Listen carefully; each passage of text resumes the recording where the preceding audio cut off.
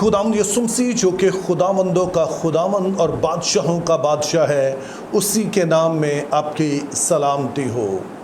जैसे कि पिछले चंद हफ्तों से हम यहोवा खुदा के मुख्तलिफ जो टाइटल्स हैं उन पर गौर कर रहे हैं, और आज हम इसी सिलसिले को जारी रखेंगे और एक और टाइटल यानी कि यहोवा सबाओत पर गौर करेंगे। अब जिस टाइटल का पहला हिस्सा है यानी यहोवा, इस पर ऑलरेडी काफ़ी हम बात कर चुके हैं। तो जहाँ तक दूसरा हिस्सा है इस नाम का यहोवा सबाओत का यानी सबाओत, तो ये एक प्लूरल फॉर्म है, एक लफ्ज़ है जिसकी ये प्लूरल फॉर्म है, ये जमा है। तो इसका जो सिंगुलर है, इसका जो वाहिद लफ्ज़ है वो है सबा। जैसे कि लड़कियों का नाम होता है सबा, तो ये वाहिद है और इसकी जमा सबाओत है। सबा का जो लफ्ज़ी मतलब बनता है वो तो है फौज या लश्कर या जत्था, लेकिन अगर तकनीकी तौर पर देखा जाए तो इसका मतलब बनता है एक ग्रोह जिसको किसी ख़ास काम के लिए मुकर्रर किया जाता है, मखसूस किया जाता है। और दिलचस्प तौर पर इसका जो पहला इस्तेमाल है वो पैदाइश दूसरा बाब और उसकी पहली आयत पे मिलता है, जहां पर लिखा है तब आसमान और ज़मीन और उनके कुल लश्कर का बनाना ख़त्म हुआ। तो अब इस आयत से हमें दो बुनियादी आइडियाज़ मिलते हैं। पहले नंबर पर तो ये कि यहाँ पर सिर्फ इंसानों की बात नहीं हो रही है। जब सबाउत कहा जाता है तो इससे मुराद सिर्फ इंसानी लश्कर नहीं है, बल्कि हम अगर तीसरे आसमान खुदा की हजूरी की बात करें तो फरिश्तगान की शायद यहाँ पर बात हो रही है कि एक वो लश्कर है जो आसमान पर है खुदा के। फिर इसी तरह से जो हम सूरज चाँद सितारे देखते हैं, इनको भी बाइबल मुक़द्दस में बाज़ जगह पर लश्कर कहा गया है। और इसी तरह ज़मीन की सारी जो मामूरी है, हर तरह की जो चीज़ें पैदा की गई हैं, उनको भी आप कह सकते हैं कि वो भी लश्कर है, एक ग्रोह है।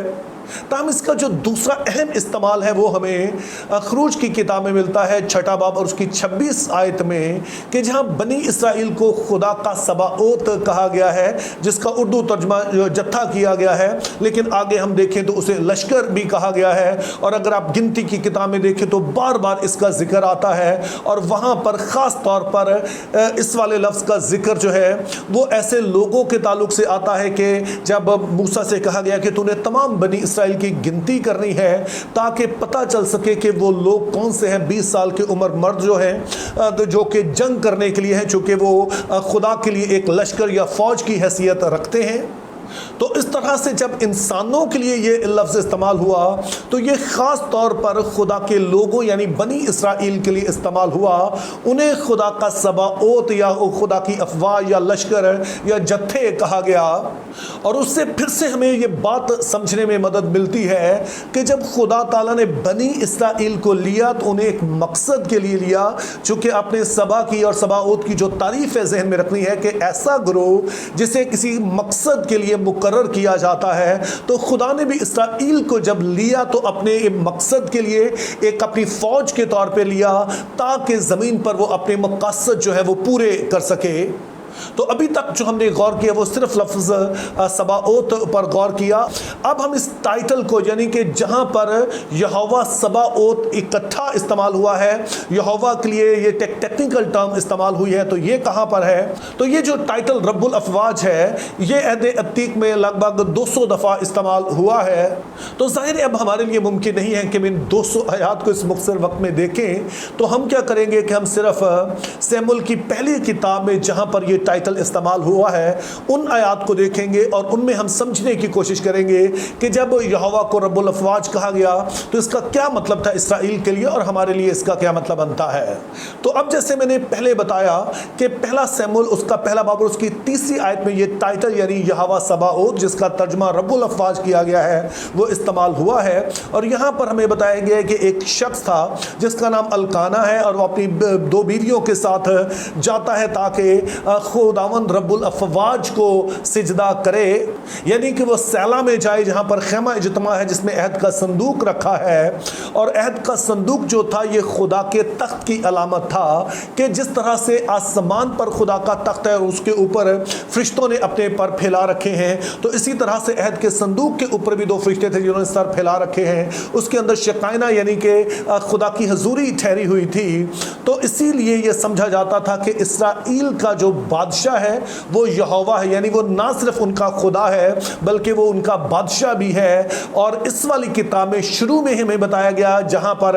کہ بادشاہت کا آغاز ہونا ہے کہ اگرچہ کہ بادشاہ آئیں گے لیکن اسرائیل کا جو اصل بادشاہ ہے وہ یہوہ ہے،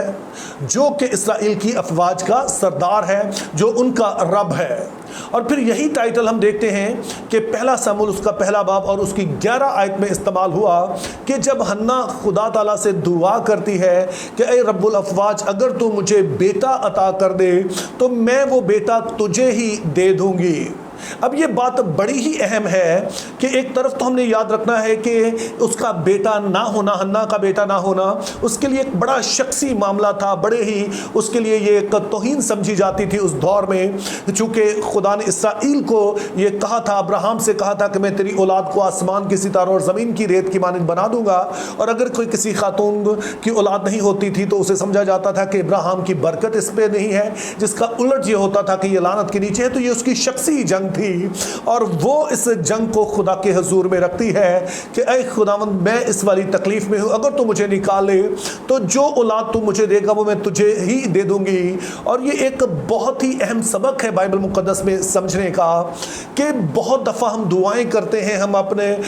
دل کو خدا کے سامنے کھولتے ہیں، لیکن اس کے بعد خدا ہمیں کچھ دے دیتا ہے تو ہم اپنی راہ لے لیتے ہیں۔ لیکن ہم نے یاد رکھنا ہے کہ کوئی بھی رشتہ ہو وہ دو طرفہ ہوتا ہے، اور جب خدا ہمیں کچھ دیتا ہے تو ہم نے دیکھنا ہوتا ہے کہ ہم خدا کے لیے کیا کر سکتے ہیں۔ اور یہ اس کی اچھی مثال ہے کہ اگر آپ خدا کو دعوت دے رہے ہیں کہ جو آپ کی شخصی جنگیں ہیں وہ اس میں آئے، تو پھر آپ نے بھی یہ دیکھنا ہے کہ جب وہ آپ کے لیے یہ سب کچھ کرے گا تو جو مقصد کے لیے اس نے آپ کو بلایا ہے کہ اس کی اپنی جنگ ہے اس دنیا میں، یعنی کہ وہ پوری دنیا میں اپنی بادشاہی قائم کرے، تو اس کے لیے ہمارا حصہ کیا ہوگا یا ہم کیا کر سکتے ہیں۔ جنرلی ہم ایسا نہیں سوچتے ہیں، لیکن یہ آیت ہمیں بتاتی ہے کہ یہوہ سباوت جس نے ہمیں لیا ہے اپنے لشکر کے طور پر، اور وہ چاہتا ہے کہ ہم اس دنیا میں رہتے ہوئے اس کے مقاصد کو حاصل کرنے میں اس کے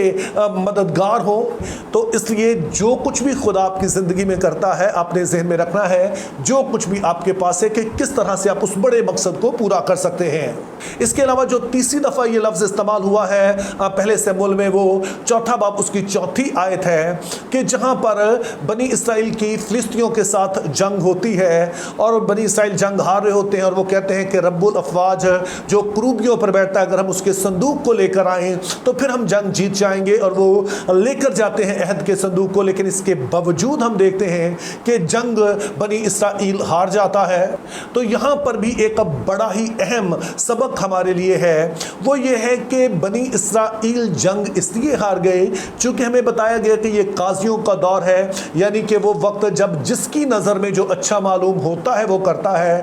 خدا کے ساتھ لوگ نہیں چل رہے ہیں۔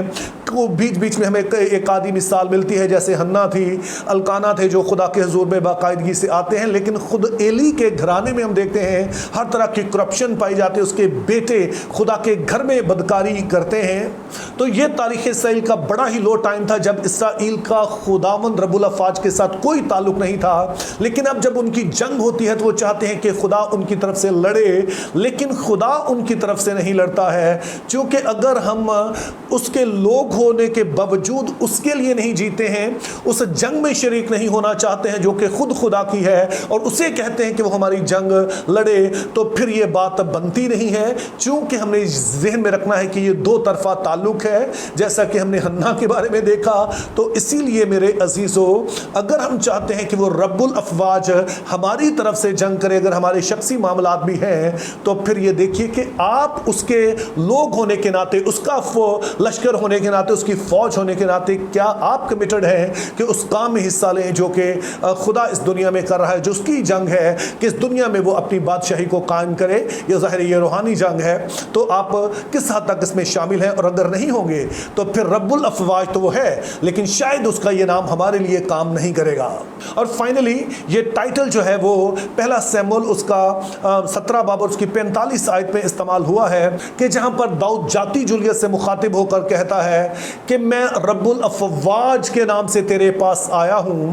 جس کا مطلب یہ ہے کہ میں یہ جنگ اپنے لیے لڑنے نہیں آیا ہوں، میں اپنی قوت سے یہ جنگ لڑنے نہیں آیا ہوں۔ اور یہاں پر یہ بھی ذہن میں رہے کہ दाऊद अब तक मसा हो चुका है और अगर जाती जूलियत जीत जाता है, ये मुल्क ले लेता है, तो इसका मतलब है दाऊद की अपनी भी बादशाह जो है वो खतरे में है। लेकिन कहीं पर हमें नजर नहीं आता कि दाऊद इस जंग को अपनी जंग समझता है, बल्कि वो कहता है कि ये जंग यहोवा की है। क्यों? चूंकि जो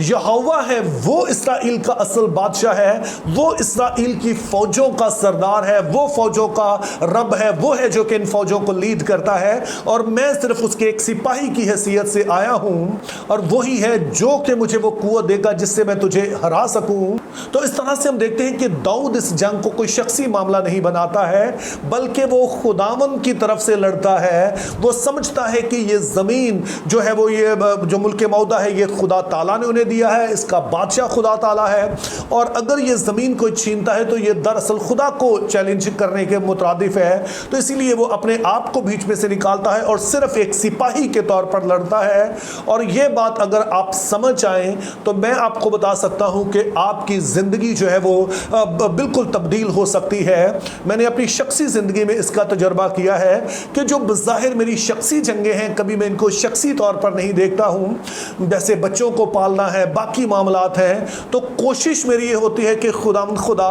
ये तूने मुझे सब कुछ दिया है, तू बता मुझे ये सारा कुछ कैसे करना है, इनके लिए बच्चों के लिए आगे क्या करना है या कलीसिया के लिए आगे कैसे बढ़ना है, जो कोई भी है। चूंकि ये मेरे शख्सी मामलात नहीं है, चूंकि अल्टीमेटली मैं उस बड़े मकसद का हिस्सा हूं जो तेरा इस दुनिया के लिए है और चाहे जो भी है मुझे सिर्फ उस मकसद को ही पूरा करना है। और जब हम ऐसा करते हैं तो आपके जहन से बोझ उतर जाता है, क्योंकि आप इस बात को कबूल कर रहे हैं कि आपकी जिंदगी का असल मकसद यह है कि आप यहोवा की फौज का हिस्सा बनकर जो उसकी जंग है उसे लड़ें। और जब आप उसकी तरफ से लड़ रहे होते हैं तो बज़ाहिर जो हमारे शख्सी मामलात में वो हमारे शख्सी नहीं रहते हैं, बल्कि उनमें भी हम खुदा के जलाल को देखते हैं। और उसकी एक अच्छी मिसाल ऑलरेडी हम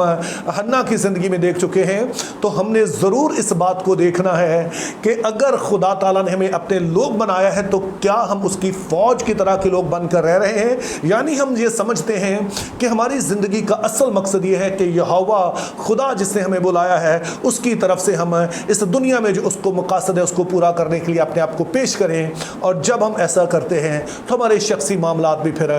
किसी तरह से अधूरे नहीं रहते हैं, बल्कि हम उसमें भी खुदा की बरकत को देखते हैं। Think biblically, live purposefully, have a very good day.